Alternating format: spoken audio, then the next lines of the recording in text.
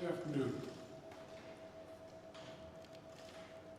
I'd like to make an important announcement today in our work to get every American vaccinated and protected from the Delta virus, the Delta variant of COVID-19. I just got a monthly briefing from my COVID team, and here's the latest data that confirms that we're still in a pandemic of the unvaccinated. While we're starting to see initial signs that cases may be declining in a few places, cases are still rising, especially among the unvaccinated. There are still 85 million Americans who are eligible to get vaccinated who remain unvaccinated and at real risk. Across the country, virtually all of the COVID-19 hospitalizations and deaths continue to be among the unvaccinated. In Alabama, more than 90% of the current hospitalizations are among the unvaccinated. In Texas, 95% of those in hospitals are unvaccinated. Right now, it's worse in states where overall vaccination rates are low. But let me be clear, even in states where the vaccination rate is high, the unvaccinated in those states are also at risk. And we're seeing cases rise as a result. Quite frankly, it's a tragedy. There are people who are dying and who will die who didn't have to. So please, if you haven't gotten vaccinated, do it now. Do it now. It can save your life and it can save the lives of those you love. You know, and the good news is that more people are getting vaccinated. Overall, weekly new vaccinations are up more than 80% from where they were a month ago. While it can take up to 6 weeks to get fully protected after your first shot, this increased level of vaccinations is going to provide results in the weeks ahead. Just remember, we have two key ways of protecting ourselves against COVID-19. One, safe, free, and effective vaccines. And two, masks. Vaccines are the best defense, but masks are extremely helpful as well. And for those who aren't eligible for the vaccine yet, children under the age of 12, masks are the best available protection for them and the adults around them. That's why we need to make sure children are wearing masks in school. Before I talk about the news related to vaccines, let me say a few words about masks and our children. Unfortunately, as we've seen throughout this pandemic, some politicians are trying to turn public safety measures, that is, children wearing masks in school, into political disputes for their own political gain. Some are even trying to take power away from local educators by banning masks in school. They're setting a dangerous tone. For example, last week at a school board meeting in Tennessee, protesters threatened doctors and nurses who were testifying making the case for masking children in schools. The intimidation and the threats we're seeing across the country are wrong. They're unacceptable. I've said before, this isn't about politics. It's about keeping our children safe. It's about taking on the virus together, united. I've made it clear that I'll stand with those who are trying to do the right thing. Last week, I called school superintendents in Florida and Arizona to thank them for doing the right thing and requiring masks in their schools. One of them said, "We teach science, so we follow the science." The other said, they have a guiding principle, students first. I just couldn't agree more with what they both said. And that's why today I'm directing the Secretary of Education, an educator himself, to take additional steps to protect our children. This includes using all of his oversight authorities and legal action, if appropriate, against governors who are trying to block and intimidate local school officials and educators. And as I said before, if you aren't going to fight COVID-19, at least get out of the way of everyone else who's trying. You know, we're not going to sit by as governors try to block and intimidate educators protecting our children.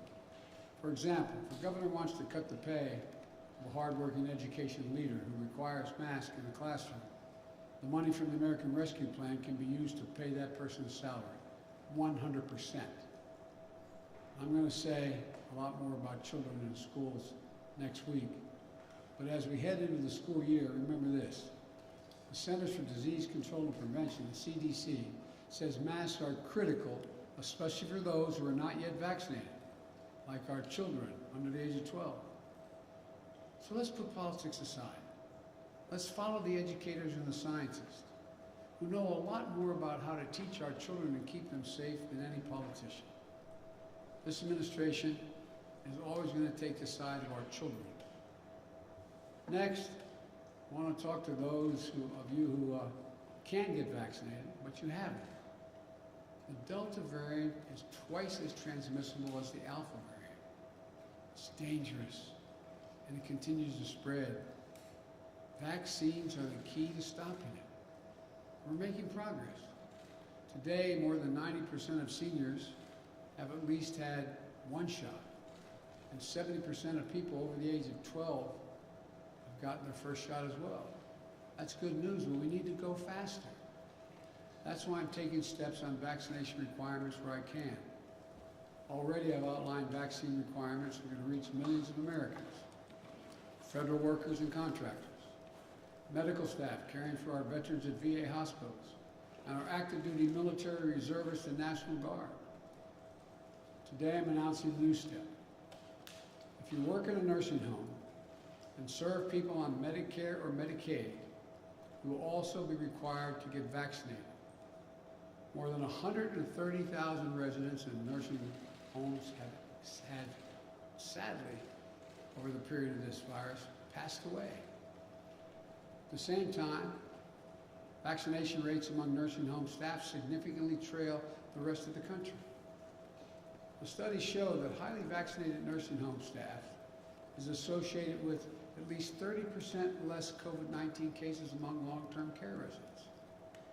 With this announcement, I'm using the power of the federal government as a payer of health care costs to ensure we reduce those risks to our most vulnerable seniors.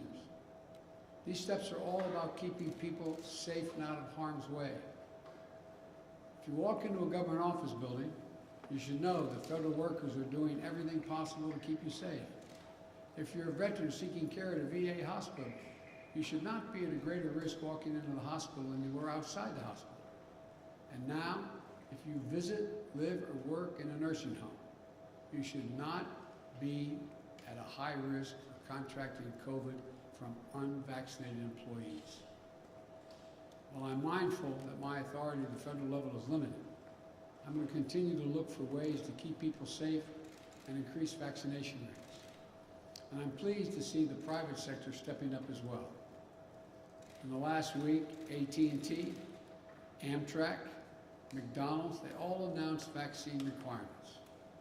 I recently met with a group of business and education leaders from United Airlines to Kaiser Permanente to Howard University. We're also doing the same thing. Over 200 health systems, more than 50 in the past 2 weeks, have announced vaccine requirements. Colleges and universities are requiring more than 5 million students to be vaccinated as they return to classes this fall. All of this makes a difference. The Wall Street Journal reported the share of job postings stating that new hires must be vaccinated has nearly doubled in the past month. Governors and mayors in California, Maryland, Massachusetts, New York, Oregon, and Washington have all announced vaccination requirements. So let's be clear. Vaccination requirements have been around for decades.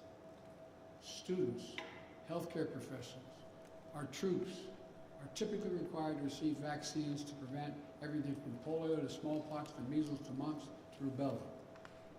In fact, the reason most people in America don't worry about polio, smallpox, measles, mumps, or rubella today is because of vaccines. It only makes sense to require a vaccine that stops the spread of COVID-19. And it's time for others to step up. Employers have more power today to end this pandemic than they have ever had before. My message is simple. Do the right thing for your employees, consumers, and your businesses. Let's remember, the key tool to keeping our economy going strong is to get people vaccinated and at work. I know that I'll have your back. They should know I'll have their back, as I have the back of the states trying to do the right thing as well. For example, yesterday, I instructed the Federal Emergency Management Agency, FEMA, to extend full reimbursement through the end of the year to state deployments of National Guard in support of COVID-19 response. Nearly 18,000 National Guard members are supporting our response nationwide, from caring for patients to administering vaccines to running testing sites to distributing supplies. As the states continue to recover from the economic toll left by COVID-19, the full reimbursement of National Guard services during this pandemic will be another tool that will help them shore up their budgets, meet the needs of their communities, and continue our economic recovery. These are the latest steps we're taking to get more people vaccinated. Next, I want to speak to you all of you who are vaccinated. How should you be thinking about the moment we're in? First, know that you're highly protected against severe illness and death from COVID-19. Only a small fraction of people going to the hospital today are those who have been vaccinated. And we have a responsibility to give the maximum amount of protection, all of you are vaccinated. Earlier today, our medical experts announced a plan for booster shots to every fully vaccinated American, adult American. You know, this will boost your immune response. It will increase your protection from COVID-19. It's the best way to protect ourselves from new variants that could arise. The plan is for every adult to get a booster shot 8 months after you got your second shot. Pending approval from the Food and Drug Administration, the CDC's Committee of Outside Experts will be ready to start this booster program during the week of September 20, in which time anyone vaccinated on or before January 20 will be eligible to get a booster shot. So that means that if you got your second shot on February 15th, you're eligible to get your booster shot on October 15th. If you got your second shot on March 15th, go for your booster starting November 15th, and so on. Just remember, as a simple rule, 8 months after your second shot, get a booster shot. These booster shots are free. We'll be able to get the booster shots in any one of approximately 80,000 vaccination locations nationwide. It will be easy. Just show your vaccination card and you'll get a booster. No other ID, no insurance, no state residency requirement. My administration has been planning for this possibility in this scenario for months. We purchased enough vaccine and vaccine supplies so that when your 8-month mark comes up, you'll be ready to get your vaccination free, that booster shot free, and we have it available. It will make you safer and for longer. And it will help us end the pandemic faster. Now, I know there's some world leaders who say America shouldn't get a third shot until other countries got their first shot. I disagree. We can take care of America and help the world at the same time. In June and July, America administered 50 million shots here in the United States, and we donated 100 million shots to other countries.